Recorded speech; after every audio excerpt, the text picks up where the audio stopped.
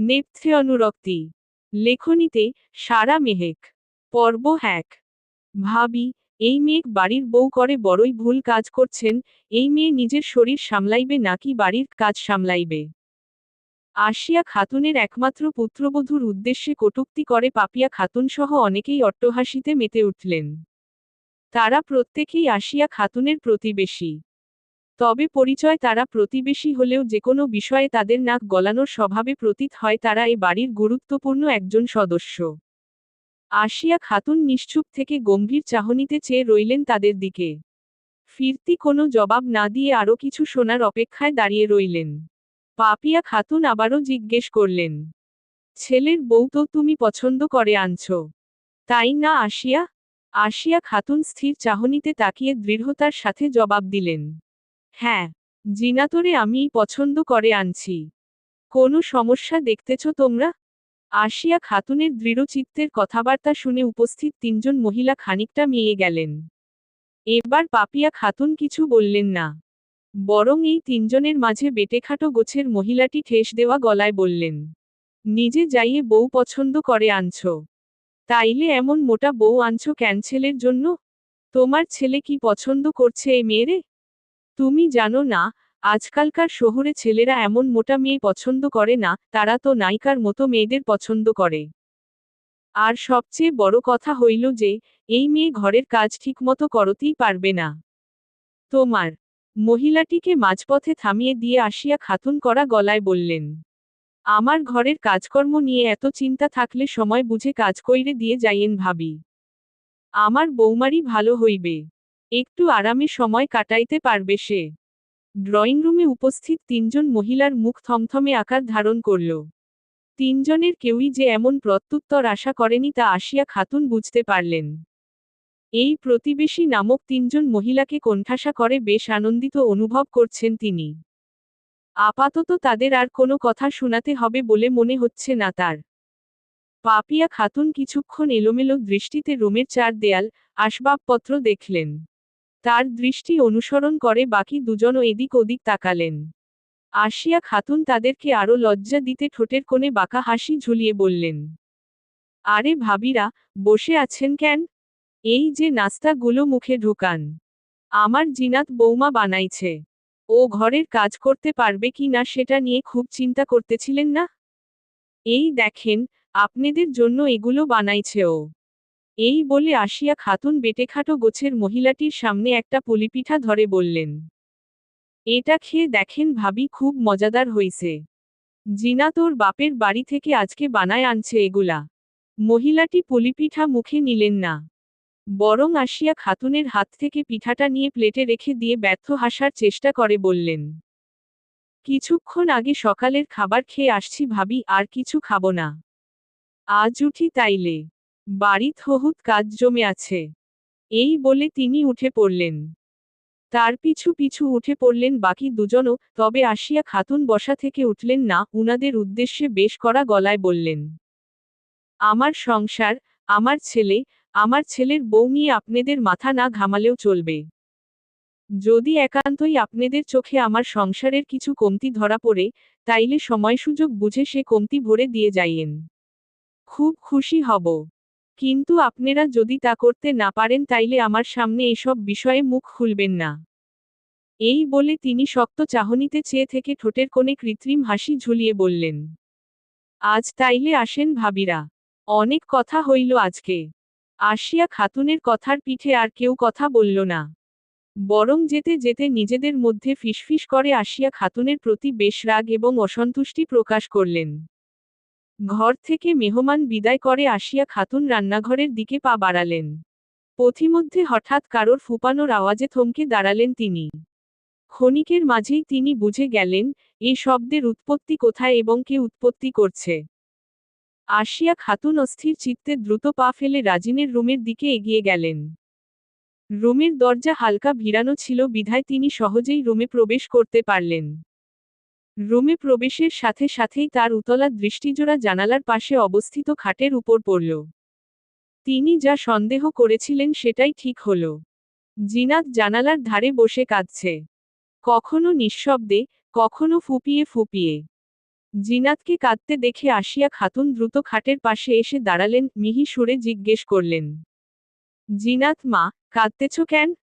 পিছন হতে শাশুড়ির কণ্ঠ শুনে তটস্থ হল জিনাত। পরনের শাড়ির আঁচল দিয়ে দ্রুততার সাথে চোখের পানি মুছে ঘাড় ঘুরিয়ে তাকালো সে।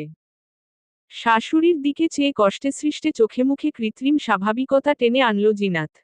মাথা নিচু করে হালকা হাসার চেষ্টা করে বলল, তেমন কিছু না মা। জিনাতের কথা বিশ্বাস করলেন না আসিয়া খাতুন। ধীরে সুস্থে খাটের উপর বসে জিনাতের মাথায় হাত বুলিয়ে দিতে দিতে জিজ্ঞেস করলেন, তেমন কিছু না হইলে এত কাঁদে না মানুষ।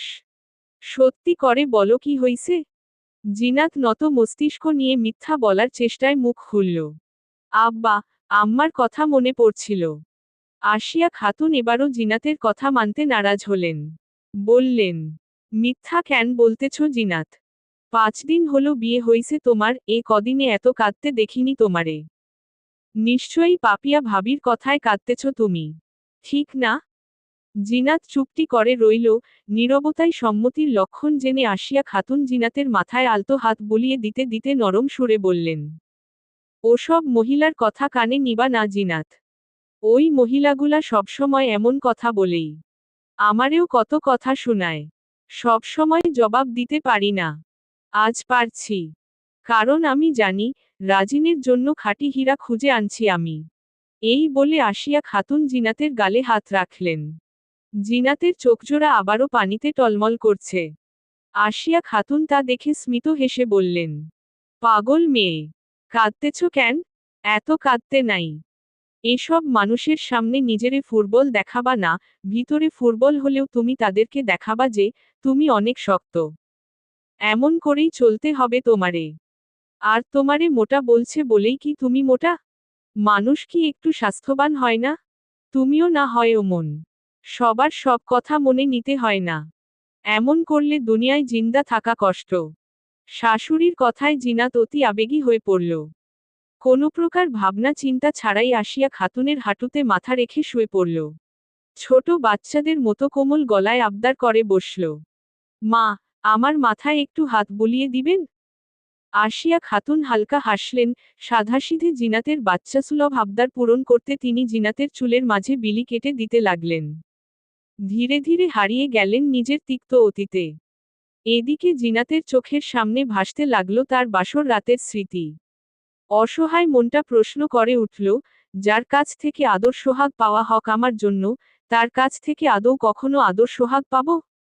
সে কি আদৌ আমাকে মেনে নিবে? নাকি সারা জীবন অবহেলাই করে যাবে? পর্ব 2। আমার জিনিসপত্র আমি নিজেই গুছিয়ে রাখতে পারি। তুমি এ ব্যাপারে হস্তক্ষেপ না করলেই খুশি হব। রাজিনের রূঢ় তবে শান্ত বচনে জিনাতের হৃদয় যেন আরও একবার চূর্ণবিচূর্ণ হল। তবুও সে মৃদু হাসি মুখে ঝুলিয়ে দাঁড়িয়ে রইল। রাজিন জিনাতকে দাঁড়িয়ে থাকতে দেখে জিজ্ঞেস করল, এখানে দাঁড়িয়ে থেকে তো লাভ নেই, তুমি তোমার কাজে যাও। শার্টটা আমিই ঠিক করে রেখে দিব। তুমি রান্নাঘরে যাও। আম্মার কাজে সাহায্য লাগবে হয়তো। জিনাত সামান্য মাথা দুলিয়ে মিনমিনে স্বরে বলল, জি যাচ্ছি। আপনি ফ্রেশ হয়ে তাড়াতাড়ি খাবার খেতে চলে আসুন। এই বলে জিনাত রাজিনের দিকে প্রত্যুত্তরের আশায় চেয়ে রইল। কিন্তু সে আশায় গোড়েবালি। বরং রাজিন তাকে এক প্রকার উপেক্ষা করেই ওয়াশরুমে চলে গেল। রাজিনের এই উপেক্ষা, এ অবহেলায় জিনাতের বুক চিরে বেরিয়ে এলো তপ্ত দীর্ঘশ্বাস। যে দীর্ঘশ্বাসে সান্ত্বনা দেওয়ার মতো মানুষটি তার পাশে থেকেও নেই। এই পাশে থেকেও নেই ধরনের মানুষগুলোই জীবনে খুব জরুরি হয়ে ওঠে। অথচ এই জরুরি মানুষগুলো হতে প্রাপ্য বলতে মিলে শুধুই নিত্যদিনের উপেক্ষা। আর এরাই জীবনে বৃহৎ যন্ত্রণার কারণ হয়ে দাঁড়ায়। জিনাত করুণ চাহনিতে একবার ওয়াশরুমের দরজার দিকে তাকায়। অতঃপর ক্লান্ত এবং অভিযোগে জর্জরিত দৃষ্টিজোড়া স্থাপন করে সম্মুখে অবস্থিত আয়নার দিকে। ঝকঝকে নতুন আয়নায় নিজের হৃষ্টপুষ্ট প্রতিবিম্ব দেখে তাচ্ছিল্যের হাসি হাসল সে। ক্ষণিকেই তাজা স্মৃতির পাতা হতে উদিত হল 2 সপ্তাহ পূর্বের কিছু মিষ্টি মুহূর্তের প্রতিচ্ছবি। আজ হতে 2 সপ্তাহ আগে নবম বিয়ের প্রস্তাব আসা পাত্রপক্ষের সামনে অকৃত্রিম রূপে নিজেকে উপস্থাপন করল জিনাত। পাত্রপক্ষ বলতে শুধু পাত্রের বাবা, মা এবং চাচা এসেছেন। তারা প্রত্যেকেই শান্তশিষ্ট এবং মিষ্ট স্বভাবের মানুষ। এর পূর্বে জিনাতের 4টি বিয়ের সম্বন্ধ ভেঙেছে মাত্র এই কারণে যে, মেয়ের শরীর স্বাভাবিকের তুলনায় বেশ নাদুস-নুদুস। তাদের প্রত্যেকের কথা একটাই, এমন মোটা স্বাস্থ্যবান মেয়েকে বাড়ির বউ করে নিয়ে যাওয়া অর্থ ছেলের অর্ধেক বেতন বউয়ের উপর খরচ করা। এমন যুক্তিহীন কথায় তারা বিচিত্র এক যুক্তি দেখিয়ে বলেছিল, এই মেয়ে অতিরিক্ত খাওয়া দাওয়া করে বলেই আজ এ অবস্থা। বিয়ের পরও তো সে এমন খাওয়া দাওয়া করবে তাই না? শরীর দেখেই বোঝা যাচ্ছে রোজ রোজ কতটা খাওয়া দাওয়া করবে সে। তাহলে আমার ছেলের কারি কারি টাকা তো এই মেয়ের রোজকার খাবার দাবারের পিছনেই চলে যাবে। এমন তিক্ততায় ভরপুর কটু কথা শুনে সেদিন খুব কেঁদেছিল জিনাত। কাঁদতে কাঁদতে চোখ দুটো লাল হয়ে ফুলে উঠেছিল। শুকিয়ে এসেছিল কোমল ঠোঁটজোড়া। গলা বেয়ে যেন নেমে যাচ্ছিল শুকনো পাতার দল। তবুও তার মরণ কান্না বন্ধ হয়নি। সেদিন তীব্র আক্রোশে নিজের দুহাতের বাহু খামচে ধরেছিল সে। কান্নারত অবস্থায় চিৎকার করে মহান আল্লাহ দরবারে অভিযোগ তুলেছিল, আল্লাহ, আমাকে এমন মোটা কেন বানিয়েছ? লোকে যে আমায় দেখতে পারে না, আমায় খারাপ কথা শোনায়। আমায় তারা মানুষই মনে করে না। কেউ কেউ এমনভাবে তাকায় যেন আমি মানুষ না অন্য কিছু। আমি এসব সহ্য করতে পারি না। খুব কষ্ট হয়, মাঝে মাঝে মনে হয় আমি শেষ হয়ে যাচ্ছি। লোকে কথা শোনালে কান্না পেলেও আম্মার কথা ভেবে নিজেকে শক্ত রাখি। কিন্তু আমি তো শক্ত না। আমাকে সহ্য ক্ষমতা দান করো মহান আল্লাহ। আমাকে শক্তি দাও। সেদিন অসহায় জিনাতের কান্না থেমেছিল 13 বছর বয়সী জাবিনের সান্ত্বনায়। বয়ঃসন্ধিকাল হতেই একটু একটু করে মুটিয়ে যেতে শুরু করেছিল জিনাত। তখন খাওয়া দাওয়ার উপর কোনো নিয়ন্ত্রণ ছিল না তার। যেমন চাইতো তাই সে খেয়ে নিত। এই নিয়ন্ত্রণহীন খাওয়া দাওয়া, সাথে অতিরিক্ত হিসেবে হরমোনাল কিছু সমস্যার কারণে তার দৈহিক ওজন অনেকটা বেড়ে যেতে থাকে। মানুষের খোঁটা শুনতে শুনতে জিনাত একসময় অতিষ্ঠ হয়ে ডাক্তারের কাছে যায়। তাদের প্রতিবেশী এক আত্মীয়ের পরামর্শে পরিচিত সেই ডাক্তারের কাছে গেলে ডাক্তারও হাসিমুখে বেশ কিছু খোঁচামূলক কথা শুনিয়ে দেয় তাকে। ব্যাস, সেদিনের পর থেকে আর কোনোদিনও কোনো ডাক্তারের শরণাপন্ন হয়নি সে। নিজেকে পরিবর্তন করার যে মনমানসিকতা সে ধারণ করেছিল ধীরে ধীরে তা উবে গেল। ক্রমশই নিজেকে চারপাশের পরিবেশ থেকে বিচ্ছিন্ন করে নিল সে। শুধুমাত্র স্কুলে আসা যাওয়া চলমান রেখেছিল। ঘরকুনো হওয়ার ফলে তার শরীরের ওজন আরও বেড়ে গেল। বিয়ের 1 মাস আগে যখন সে ওজন পরিমাপ করেছিল তখন তা ছিল 80 কেজির কাছাকাছি। তার এই ওজন দেখে তার মা সেদিন খুব বকেছিলে তাকে। জিনাত সব মুখ বুজে সহ্য করে নিয়েছিল। নবম বারের বার বিয়ের সম্বন্ধ নিয়ে আসে রাজিনের পরিবার। অত্যন্ত ভালো মনের অধিকারী রাজিনের মা আসিয়া খাতুন প্রথম দেখাতেই জিনাতকে পছন্দ করে ফেলে। রাজিনের বাবা এবং চাচা প্রথম খানিকটা আপত্তি জানালেও পরে তারাও রাজি হয়ে যান। আসিয়া খাতুন মূলত জিনাতের চারিত্রিক বৈশিষ্ট্যের কথা শুনে বিয়েতে রাজি হন। এদিকে রাজিন তার মায়ের পছন্দের মেয়েকে বিয়ে করতে রাজি হয়। কিন্তু এক জিদবশ জিনাতের ছবি না দেখেই সে নির্ধারিত দিনে বিয়ে করতে চলে আসে। কবুল বলা শেষে জিনাতকে যখন তার মুখোমুখি দাঁড় করানো হয় তখন জিনাতের বাহ্যিক আকার দেখে সে কিছুক্ষণ স্তব্ধ হয়েছিল। রাজিন কিছুতেই বিশ্বাস করতে পারছিল না যে, তার মা তার জন্য এমন মেয়ে খুঁজে আনবে। সেদিন সে মুহূর্তেই রাজিনের মনে তার মার জন্য চাপা রাগ এবং ক্ষোভের জন্ম হয়। ফলে সেই বিয়ের দিন হতে আজ পর্যন্ত রাজিন তার মার সাথে ঠিকঠাক কথাবার্তা বলেনি। একই নিয়ম সে প্রয়োগ করেছে জিনাতের উপরও। যদিও জিনাতের শারীরিক আকার নিয়ে সে সরাসরি জিনাতকে কিছু বলেনি। কিন্তু জিনাতের প্রতি তার ব্যবহার বাতলে দিয়েছে যে সে জিনাতকে মোটেও পছন্দ করে না। আজ রাতের খাবারের প্রতিটি পদ জিনাত নিজ হাতে রান্না করেছে। রান্নাবান্নার প্রতি তার আলাদা একটা ঝোঁক ছিল অনেক আগে থেকেই। সেই ঝোঁক থেকেই একদিন সে বাবার কাছে আবদার করে বসে রান্না শেখার কোর্সে ভর্তি করাতে হবে তাকে। আদরের মেয়ের আবদার ফেলতে না পেরে জিনাতের বাবা জিনতকে রান্না শেখার কোর্সে ভর্তি করিয়ে দেয়। সেই থেকে ধীরে ধীরে জিনাত রান্নায় পটু হতে থাকে। আজ রাতের খাবারে 3 পদের রান্না করে সবার সামনে পরিবেশন করেছে সে। সবাই বেশ তৃপ্তি সহকারেই খাবার খেয়ে টেবিল ছেড়ে ওঠে। সকলের চোখে মুখে বিশেষ করে রাজিনের চেহারায় তৃপ্তির ভাব দেখে জিনাতের সর্বাঙ্গে বয়ে যায় একরাশ ভালোলাগার ছোঁয়া। মুহূর্তেই গাল দুটো ধারণ করে হালকা রক্তিম বর্ণ। রাজিনকে বেসিনে হাত ধুতে দেখে আসিয়া বেগম হাসিমুখে সরাসরি প্রশ্ন করে বসলেন, আজকের রান্না কেমন হইছে? রাজিন কোনো প্রকার রাখঢাক ছাড়াই তৃপ্তি সহকারে বলল, ওয়ান অফ দ্য বেস্ট। তুমি এমন রান্না খুব কমই করো আম্মা। পরের দিন থেকে এমন স্বাদের রান্না রোজ রোজ করবে। কোনো বিশেষ দিন উপলক্ষে এমন রান্না চাই না, আমি রোজ রোজ এমন রান্না খেতে চাই। রাজিনের এ পরোক্ষ প্রশংসায় খুশির জোয়ারে ভেসে গেল জিনাত।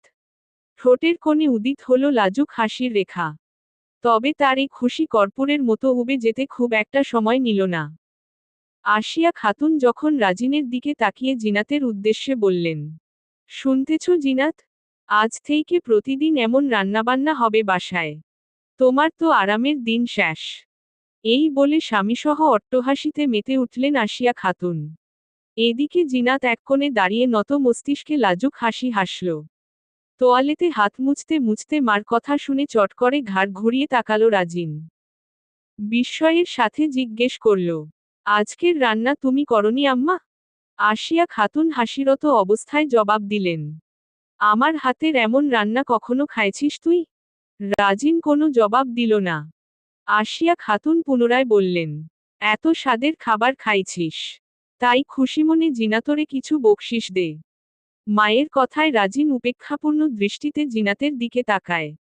জিনাতের পুরো শরীরে এক নজর বুলিয়ে তাচ্ছিল্যের হাসি হেসে বলল, আর বকশিস?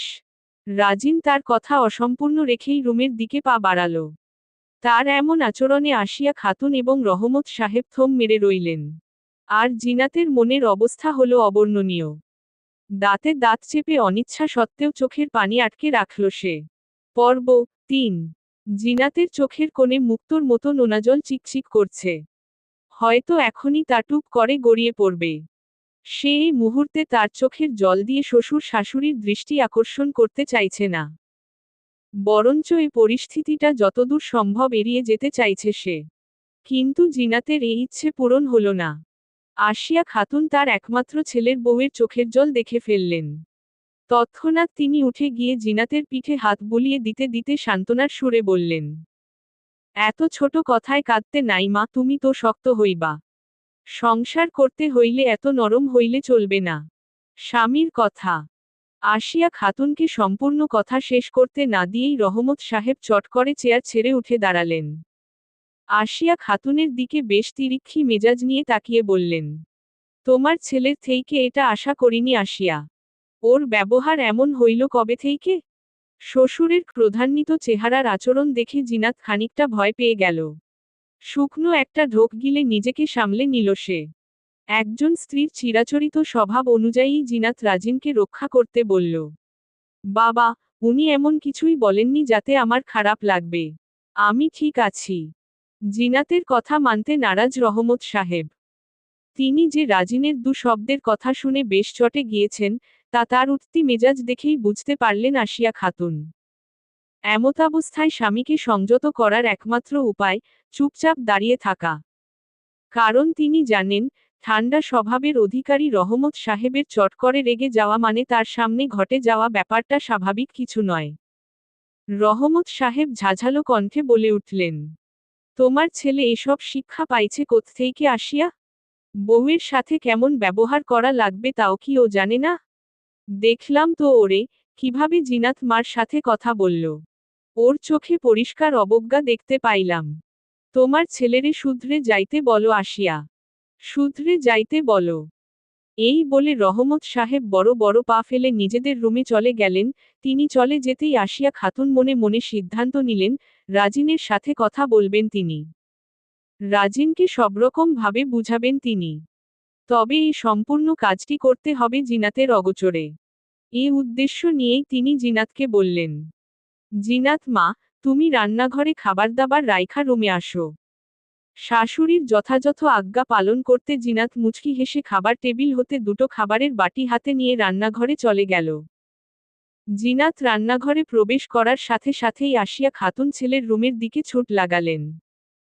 তড়িঘড়ি করে রুমে এসে দেখতে পেলেন, রাজিন ভ্রু কুঁচকে বিরক্তি সহকারে অফিসের ফাইল দেখছে। আসিয়া খাতুন রাজিনের সামনে দাঁড়িয়ে কোনরূপ ভূমিকা ছাড়াই জিজ্ঞেস করলেন, জিনাতের সাথে অমন আচরণ করলি কেন? রাজিন মায়ের প্রশ্ন শুনে শব্দ করে ফাইলটা বন্ধ করে দিল, চেয়ার ছেড়ে উঠে বিছানায় বসল। অবনত মস্তকে ক্রুদ্ধ কণ্ঠে বলল, আমি ওর সাথে কোনো খারাপ আচরণ করিনি আম্মা, শুধু ওর বকশিসটা দেইনি। ছেলের কথায় আসিয়া খাতুন এক প্রকার হতভম্ব হয়ে গেলেন। পরক্ষণেই তাচ্ছিল্যের হাসি দিয়ে বললেন, জানিস রাজিন, সবচাইতে খারাপ কারা হয়? মায়ের কথার ধরন শুনে রাজিন চট করে মাথা তুলে প্রশ্নাতুর চাহনিতে তাকিয়ে রইল। আসিয়া খাতুন রাজিনের এহেন চাহনি উপেক্ষা করে ব্যথিত কণ্ঠে বললেন, যারা ভুল করছে জাইনেও ভুল স্বীকার করে না। তুই এমন হবি জানতাম না আমি। রাজিন এরপরও নিজের ভুল স্বীকার করতে নারাজ। বরং দৃঢ় কণ্ঠে বলল, আমি এমন কিছুই বলিনি যে ওর খারাপ লাগবে। আসিয়া খাতুন শক্ত কণ্ঠে বললেন, আমার জায়গায় তোর আব্বা হইলে তোরে দুই গালে দুইটা থাপ্পড় মাইরে ক্ষান্ত হইত। এই বলে তিনি রাজিনের পাশে বসলেন। পুনরায় বললেন, তোর জবান দিয়ে শুধু দুইটা শব্দ বাইর হইছে। কিন্তু তোর চাউনি ছিল জিনাতরে ছোট করার সমান। ও মোটা বলে তুই ওরে এভাবে বলবি? ও কি মানুষ না? রাজিন কোনো প্রকার কথা বলল না। চুপচাপ অবনত মস্তকে বসে রইল। আসিয়া খাতুন এবার শান্ত হলেন। নরম সুরে ছেলেকে বুঝো দিতে বললেন, কাউরে ছোট করিস না বাপ। তোরে তো আমি এই শিক্ষা দেইনি। আর জিনাত তো তোর বউ। ওর সাথে এমন করলে কেমনে চলবে? ওর সাথে সারা জীবন কাটাতে হইবে। মায়ের কথা শুনে রাজিন এ পর্যায়ে ক্ষোভে ফেটে পড়ল। রাগান্বিত কণ্ঠে বলল, ওর সাথে সারা জীবন কাটাবো কি করে? আমি তো ওকে পছন্দ করিনি আম্মা। ও তোমার পছন্দ। জিনাত কি মানুষ হিসাবে খারাপ? ওরে তোর কেন পছন্দ হয় না? ও মোটা বলে? রাজিন জবাব দিল না। মৌনতাকে সম্মতির লক্ষণ হিসেবে ধরে নিয়ে আসিয়া খাতুন পুনরায় বললেন, ও মানুষ কেমন সেইটা দেখ। ওর বাইরের রূপ দেইখে কি হইবে? বাইরের রূপ কদিনের রে বাপ। কিন্তু ভেতরকার গুণ সারা জীবনের। তুই ওরে একটু একটু বুঝার চেষ্টা কর। তাইলেই দেখবি ওরে তোর ভাল লাগছে। আর ও তো দেখতে খারাপ না। মুখখান কত মায়াবী। দেখলে শুধু দেখতেই মন চায়। এই বলে আসিয়া খাতুন খানিক সময়ের বিরতি নিলেন। অতঃপর প্রলম্বিত নিঃশ্বাস ফেলে পুনরায় বললেন, বিয়ের পর একটা মেয়ের একদম নতুন জীবন শুরু হয়। সবকিছুই নতুন থাকে ওর জন্য। নতুন পরিবেশে আইসে কাউরে মন খুলে কিছু বলতে পারে না। নিজের মধ্যেই সবকিছু রাখে। ওই সময় এত বড় দুনিয়াতেও নিজেরে বহুত একা মনে হয়। তখন যদি কারোর সাহায্য পাওয়া যায় তাইলে সবকিছুই ভালো লাগে। নতুন পরিবেশেও নিজেরে ধীরে ধীরে মানায় নেওয়া যায়। কিন্তু ওই সময় কাউর অবহেলা যে কি খারাপ লাগে তা ওই পরিবেশে না থাকলে তুই বুঝতে পারবি না। জিনাত এখন এক্কেবারে একা। এখানে ওর আপন কেউ কি আছে? না নাই। আমরাই এখন ওর আপন। এই আমরাই যদি ওরে না বুঝি, ওরে সাহায্য না করি তাইলে কেমনে হইবে বাপ? ওরে বুঝার চেষ্টা কর। ওর সাথে মানায় নেওয়ার চেষ্টা কর। কয়দিন ওর সাথে থাকলেই বুঝবি, তোর জন্য কেমন খাঁটি হীরা খুঁজে আনছি আমি। সময় নিয়ে একটু। ওরে বোঝ। কিন্তু ওর সাথে আর খারাপ ব্যবহার করিস না বাপ। ওর চোখের পানি দেখলে আমার মন যেন কেমন করে ওঠে। দেখ বাপ, সময় নে। সবকিছু নিজের করে নে। এই বলেই আসিয়া খাতুন কোনো প্রকার বিলম্ব না করে রুম হতে চলে গেলেন। তিনি চলে যেতেই রাজিন বালিশ নিয়ে শুয়ে পড়ল। এতক্ষণ সে তার মায়ের কথা শুনেছে ঠিক। কিন্তু এর গুরুত্ব উপলব্ধি করতে পারেনি, অবশ্য পারেনি বললে ভুল হবে। সে আসলে উপলব্ধি করতে চায়নি। কারণ তার মনমেজাজে মুহূর্তে বেশ তিরিক্ষি হয়ে আছে। জিনাতের উপর যারপরনাই বিরক্ত সে। রাজিন জানে না, তার এই বিরক্তি ক্ষণিকের নাকি দীর্ঘ সময়ের। রান্নাঘরের সকল কাজ শেষে জিনাত নিজের জন্য এক কাপ চা বানালো। চুপচাপ বসার রুমে অবস্থিত সোফায় বসে প্রথম চুমুক দিতেই তার শরীরটা শিউরে উঠল। এই মুহূর্তে তার চোখে ঘুমের ছিটে ফোঁটাও নেই। তার মনের ভেতরটা অস্থির হয়ে আছে। সবকিছুই খারাপ লাগছে। দু চোখে বেয়ে আপনা আপনি নোনাজল গড়িয়ে পড়ছে। ঘণ্টাখানেক আগে রহমত সাহেবের আচরণে জিনাত আনন্দিত হবে নাকি দুঃখ পাবে তা সে উপলব্ধি করতে পারছে না। তার আনন্দিত হওয়ার কারণ হিসেবে বলা যায়, তার শ্বশুর শাশুড়ি খুব ভালো মনের মানুষ। এ কঠিন মুহূর্তে তাকে সাহায্য করছে। আবার তার জন্য কষ্টের ব্যাপার এই যে, তার স্বামী তাকে তাচ্ছিল্যের নজরে দেখেছে। আবার তার স্বামীকেও কথা শোনানো হয়েছে। ফলে একদিকে তার মনে যেমন আনন্দের ঢেউ উঠেছে, তেমনি অন্যদিকে তার মনে কষ্টের জোয়ার উঠেছে। পর্ব 4। বাজার থেকে মাত্রই বাসায় ফিরেছে রাজিন। ড্রয়িং রুমের কাছাকাছি যেতেই পরিচিত কিছু কণ্ঠস্বর শুনে ক্ষণিকের জন্য ভাবনায় পড়ে গেল সে। তৎক্ষণাৎ শার্টের হাতা গুজে নিতে নিতে ড্রয়িং রুমে এসে উপস্থিত হল সে। সোফা এবং তার আশেপাশে আকিবসহ তার অফিসের আরও কলিগদের দেখে থম মেরে দাঁড়িয়ে রইল রাজিন। এ মুহূর্তে তাদের কাউকেই এখানে আশা করেনি সে। রাজিন দ্রুত পায়ে আকিবের সম্মুখ পানে গিয়ে দাঁড়াল। আচমকা ড্রয়িং রুমে তাকে দেখে সকলে চমকে উঠল, সাথে আনন্দিত হল। রাজিন কোনরূপ ভূমিকা এবং বাছবিচার ছাড়াই আকিবকে প্রশ্ন করে বসল, তোরা হঠাৎ করে এখানে কেন? রাজিনের প্রশ্নে উপস্থিত সকলে খানিক বিস্মিত হলেও আকিব হাসিমুখে সোফা ছেড়ে উঠে দাঁড়াল। রাজিনের পিঠে চাপড় মেরে ভ্রুজোড়া নাচিয়ে বলল, তুই কি ভেবেছিস? তুই না ডাকলে বুঝি আমরা এই বাড়িতে আসতে পারবো না? রাজিন কোনো জবাব দিল না। আকিব পুনরায় বলল, আন্টি আমাদের আজ দাওয়াত দিয়েছে তোর বউ দেখতে। এই বলে সে চোখজোড়া কুঞ্চিত করে রাজিনকে টিপ্পনি কেটে পুনরায় বলল, তুমি তো আমাদের ডাকবেও না, সেটা জানা আছে। কাউকে দাওয়াত না দিয়েই তো বিয়ে করে ফেললে। এজন্য আমরা দাওয়াত পেয়েই ছুটে চলে এসেছি। রাজিন এবার শক্ত কণ্ঠে ফিসফিস করে আকিবকে বলল, তুই এসেছিস ভালো কথা, কিন্তু সাথে করে ওই দুটো নমুনাকে আনলি কেন? আকিব সে মুহূর্তে কিছু বলল না, বরং সবার সামনে থেকে রাজিনকে নিয়ে ড্রয়িং রুমের বাইরে এসে বলল, আন্টি শুধু একা আমাকে দাওয়াত দেয়নি, অফিসে তোর পরিচিত সবাইকেই মোটামুটি দাওয়াত দিয়েছে। এর মধ্যে সবুজ আর নয়নও পড়ে। দাওয়াত দেওয়ার আগে তো আন্টি ওদের নেচার সম্পর্কে জানত না।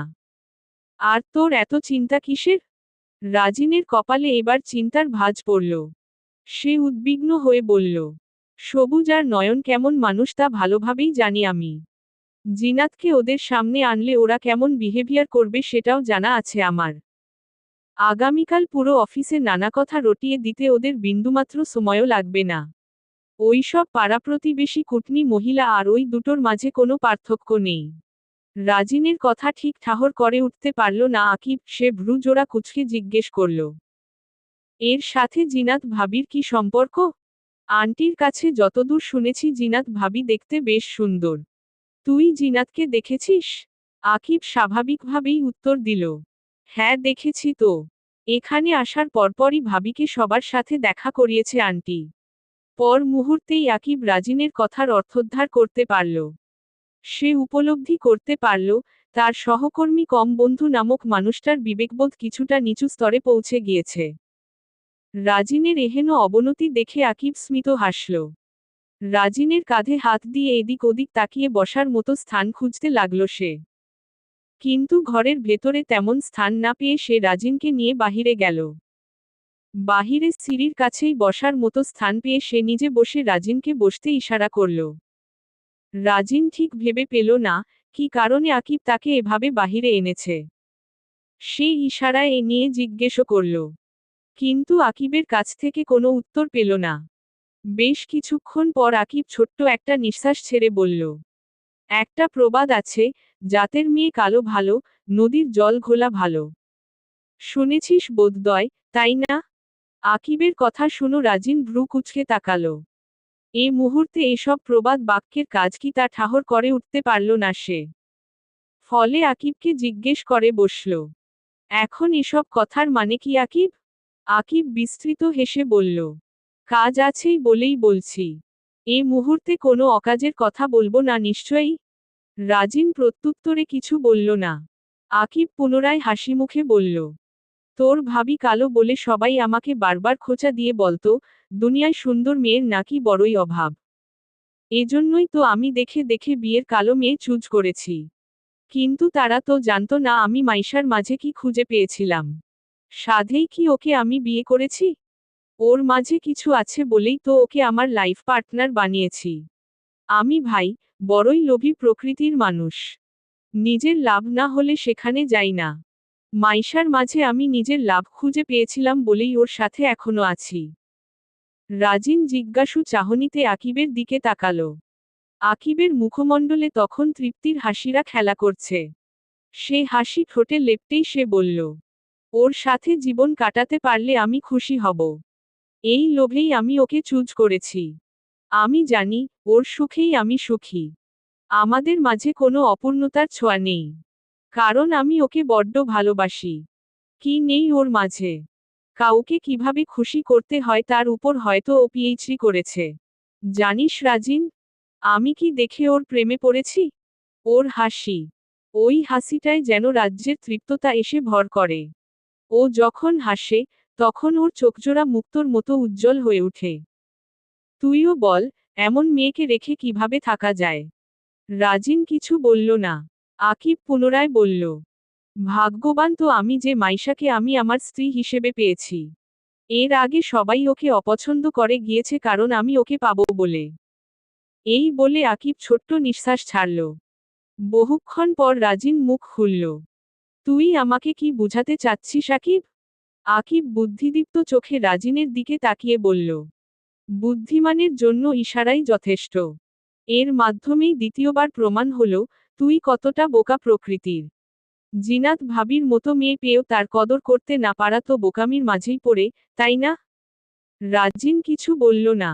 আকিব তার কাঁধে হাত রেখে বলল, শোন রাজিন, কখনো কারোর মাঝে বাহ্যিক সৌন্দর্য খুঁজতে যাস না। জানিস তো, চকচক করলেই সোনা হয় না।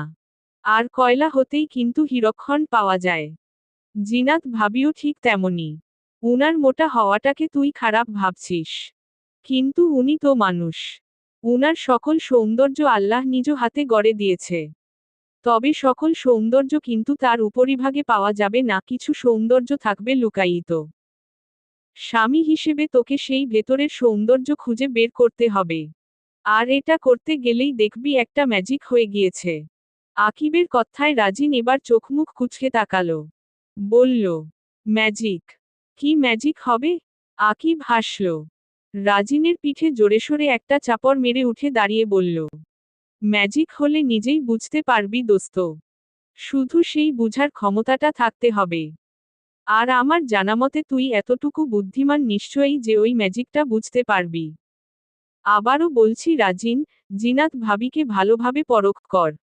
উনি মোটা বলে তোর পছন্দ হচ্ছে না, এমনটা সবাইকে ভাবতে দিয়ে নিজেকে সবার সামনে নিচু করিস না।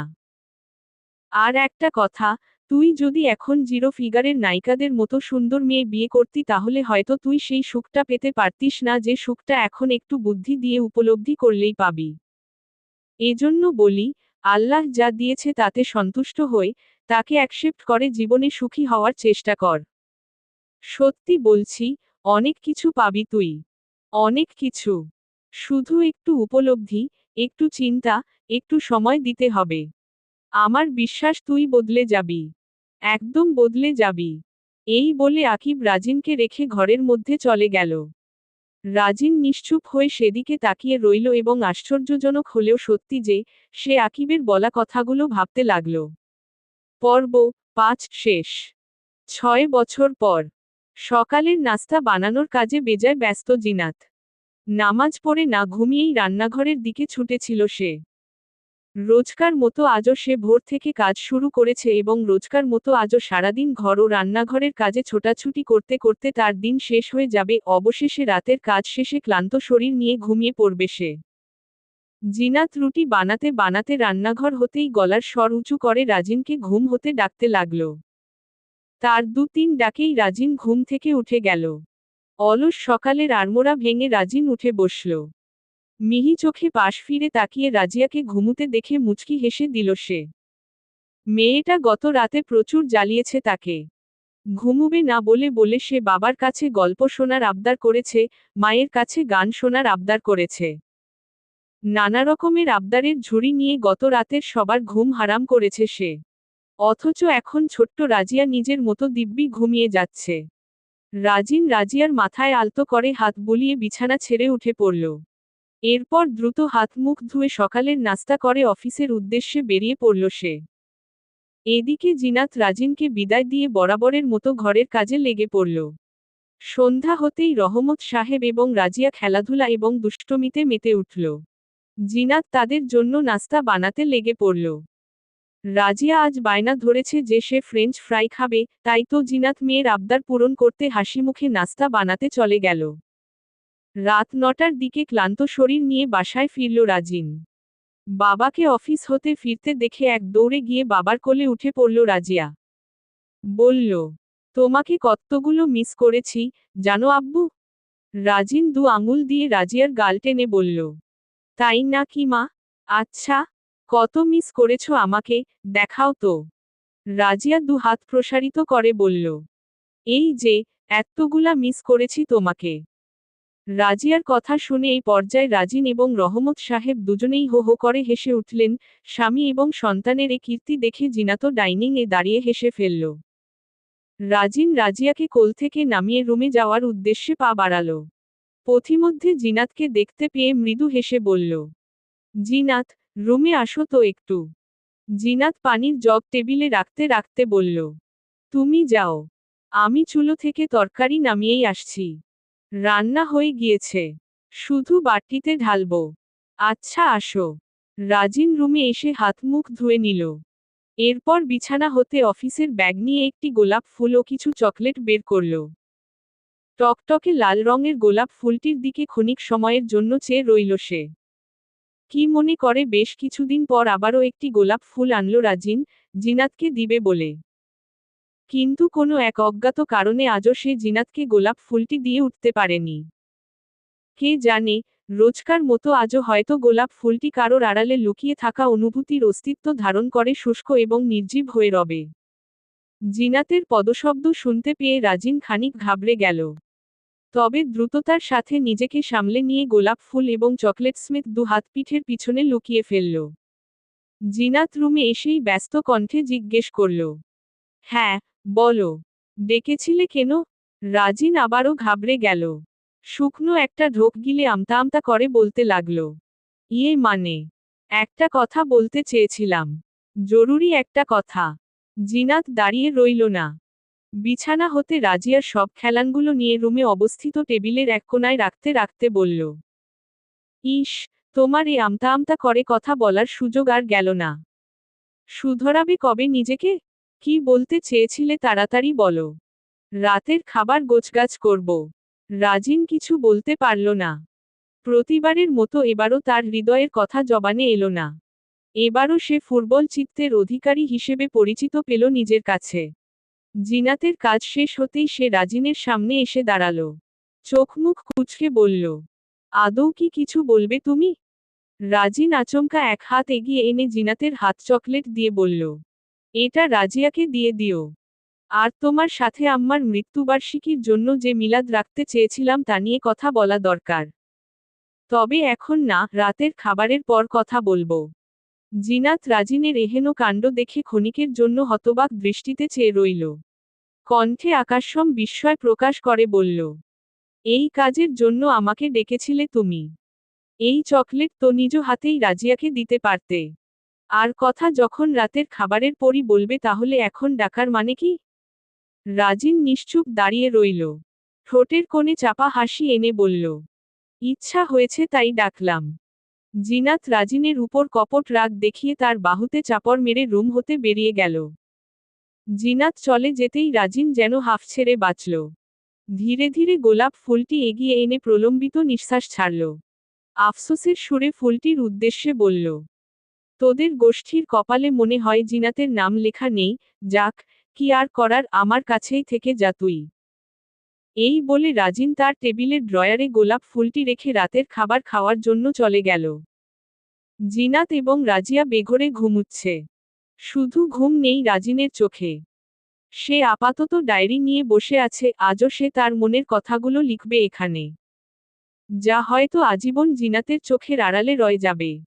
ছোট্ট একটা নিঃশ্বাস ফেলে রাজিন ডায়েরির পাতায় কলম বসালো। আজকেও পারলাম না তোমায় আমার মনের কথা বলতে। এমনট কেন হয় জিনাত, বলতে পারো? এই যে 6টা বছর তোমার সাথে কাটালাম, এই 6টা বছরে আমার অনেক পরিবর্তন এসেছে। যে আমি বিয়ের পরপর তোমাকে দুচোখেও দেখতে পেতাম না, সে আমি তোমায় এখন ভালোবাসি। হাস্যকর লাগছে, ঠিক তো? হাস্যকর মনে হলেও কিছু করার নেই। সত্য তো এটাই যে, আমার মনে তোমার জন্য অনুভূতি আছে। অবশ্যই সেটা ভালোবাসার অনুভূতি। জানো, আমার এই অনুভূতিটা দিনকে দিন গাঢ় হচ্ছে হয়তো। কিন্তু হয়ে লাভটা কি? তোমায় তো মুখ ফুটে কিছু বলতেও পারি না। এ 6 বছরে বহুবার চেষ্টা করেছি, কিন্তু তোমায় মনের কথা বলে উঠতে পারিনি। জানি না, কবে এতটা ভীতু হলাম আমি। নিজের সাথে যুদ্ধে জয়ী হতে পারি না আমি। আদৌ পারবো কি না জানা নেই। জানো জিনাত, আমার এত বড় পরিবর্তনের জন্য দায়ী কারা? আমার এ পরিবর্তনটা সম্ভব হয়েছে শুধুমাত্র আম্মা আর আকিবের জন্য। এই দুজনের প্রতি সারা জীবন কৃতজ্ঞ থাকব আমি। আম্মা আর আকিব আমাকে শুধরাতে যে কতটা সাহায্য করেছে তা তোমায় বলে বোঝানো সম্ভব না জিনাত। আম্মা আমাকে নিজের সাধ্যমতো সবসময় বুঝিয়েছে, আমিও বুঝেছি পুরোপুরি। তবে দেরিতে। ততদিনে আম্মা আর আমাদের পাশে নেই। আমার এখনো মনে পড়ে তুমি প্রেগন্যান্ট থাকা অবস্থায় যখন আম্মা মারা যায়, তখন তোমার মতো কেউ কান্না করেনি সেদিন। সে সময় তোমার কথা শুধু একটাই ছিল, আম্মা তোমাকে কেন ছেড়ে গেল? এখন তোমার পাশে কে থাকবে? তোমায় আগলে রাখবে কে? বিশ্বাস করো জিনাত, সেদিন তোমার মুখে কথাগুলো শুনে নিজের উপর প্রচণ্ড ঘৃণা হচ্ছিল আমার। সেদিন ভালোমতো বুঝতে পেরেছিলাম, আমি কতটা নিচু এবং খারাপ মানুষ। আচ্ছা, যাকগে সেসব কথা। আম্মা যাওয়ার পর তুমি এই সংসারটা যেভাবে আগলে রেখেছে তাতে তোমার প্রতি আমার শ্রদ্ধাবোধ কয়েকগুণ বেড়ে গিয়েছে। তুমি দিনে দিনে একজন আদর্শ গৃহিণী, আদর্শ মা এবং আদর্শ স্ত্রী হয়ে উঠেছে জিনাত। তুমি আমার কাছে এখন অমূল্য সম্পদ, যাকে হারানোর কথা চিন্তা করলেই আমার রুহ কেঁপে ওঠে। তুমি আমার নিত্যদিনকার একটা অভ্যাসে পরিণত হয়েছ জিনাত। এসব কথা তোমাকে হয়তো কোনোদিন বলতে পারবো না বিধায় ডায়েরিতে লিখে রাখছি। অন্তত এখানে লিখে আমার মনটা তো একটু হালকা হচ্ছে। আমি। হঠাৎ জিনাতের আধঘুমো কণ্ঠস্বর শুনে চমকে উঠল রাজিন। দ্রুত ডায়েরি বন্ধ করে রুমের লাইট নিভিয়ে বিছানায় এসে শুয়ে পড়ল সে। রাজিনকে শুয়ে পড়তে দেখে জিনাত জিজ্ঞেস করল, এত রাতে কি করছিলে তুমি? রাজিন ত্রস্ত কণ্ঠে বলল, অফিসের কাজ করছিলাম, তুমি ঘুমিয়ে পড়ো। এই বলে সে নিজেও ঘুমানোর চেষ্টায় মত্ত হল। 1 সপ্তাহ পর। আজ আবারও রাজিন জিনাতের জন্য ফুল এনেছে। তবে একটি ফুল নয়, এক গুচ্ছ ফুল এনেছে। কারণ আজ তার আর জিনাতের ষষ্ঠ বিবাহবার্ষিকী। এই বিশেষ দিনটি রাজিন মনে রেখেছে। কিন্তু ঘরসংসার সামলানোর চাপে বরাবরের মতো এবারও জিনাত এই বিশেষ দিনটি ভুলে বসেছে। রাজিন বুকে এনে রুমের টেবিলের উপর রাখল। তাকে বুকে রাখতে দেখে রাজিয়া উৎসাহী কণ্ঠে জিজ্ঞেস করল, আব্বু, এত সুন্দর ফুল কার জন্য এনেছ? রাজিন হেসে বলল, টপ সিক্রেট। এখন বলা যাবে না। পরে বলবো তোমাকে। তুমি কাউকে বলবে না। ওকে? রাজিয়া বুদ্ধিমান মেয়েদের মতো মাথা নাড়িয়ে বলল, ওকে। এই বলে সে রুম হতে বেরিয়ে গেল এবং প্রায় সাথে সাথেই জিনাত রুমে প্রবেশ করল। হঠাৎ টেবিলের উপর বুকে দেখে রাজিনকে জিজ্ঞেস করল, এটা কার জন্য? রাজিন জিনাতের প্রশ্নের জবাব দিল না। বরং একটা তোয়ালে নিয়ে ওয়াশরুমে চলে গেল সে। জিনাতও আর এই বিষয় নিয়ে মাথা ঘামালো না। রাতের খাবারের পর রাজিন দৃঢ়চিত্তে ঠিক করল আজ সে জিনাতকে নিজের মনের কথা বলে দিবে। পরিকল্পনা অনুযায়ী সে বুকে হাতে নিয়ে দরজার সামনে দাঁড়িয়ে পড়ল। জিনাত আসলেই তাকে উইশ করে নিজের মনের কথা ঝটপট বলে দিবে সে, এমনটাই পরিকল্পনা করেছে সে। কিন্তু সকল পরিকল্পনার উপর এক বালতি জল ঢেলে দিয়ে সেখানে উপস্থিত হলো রাজিয়া। বাবার হাতে আকর্ষণীয় বুকে দেখে খুশিতে আটখানা হয়ে গেল সে। সে মুহূর্তেই আদুরে কণ্ঠে বাবার কাছে জিদ ধরল সে যে, এই বুকেটা সে তার মাকে দিবে। বেশ কিছুক্ষণ জোড়াজুড়িতেই মেয়ের জিদের কাছে হেরে গেল রাজিন। ফলস্বরূপ হাতে থাকা বুকেটা মেয়ের হাতে ধরিয়ে দিয়ে সে রাজিয়ার পাশে দাঁড়িয়ে রইল। মিনিট 5-এর মধ্যেই জিনাত রুমে প্রবেশ করল। তাকে দেখে রাজিয়া বেশ কষ্টে সৃষ্টে হাত উঁচু করে বুকেটা ধরিয়ে দিয়ে বলল, এটা তোমার জন্য আম্মু। রাজিয়ার কাছ থেকে বুকেটা হাতে নিয়ে অতি আনন্দের সাথে জিনাত তার মেয়েকে জড়িয়ে ধরে বলল, থ্যাংক ইউ আম্মুটা। রাজিয়া খুশিতল আটখানা হয়ে জিনাতকে শক্ত হাতে জড়িয়ে ধরল। মা মেয়ের এই খুশির মুহূর্ত দেখে রাজিনের হৃদয় প্রশান্তির হাওয়া বয়ে গেল। একদিক দিয়ে সে খুশি হলেও অপর দিক দিয়ে সে খানিক ব্যথিত হল। কারণ পরিকল্পনা অনুযায়ী আজও সে জিনাতকে নিজের মনের কথা বলতে পারল না। বরাবরের মতো আজও তার অনুভূতি, অনুরক্তি নেপথ্যে রয়ে গেল। সে জানে না, কবে এই অনুভূতিটা জবানে আসবে। কবে জিনাতের সামনে এই পবিত্র মিষ্টি অনুভূতিটা প্রকাশ পাবে। হয়তো এ অনুরক্তি সারাজীবন বুকের খাঁচার আড়ালেই রয়ে যাবে। কে জানে। সমাপ্ত।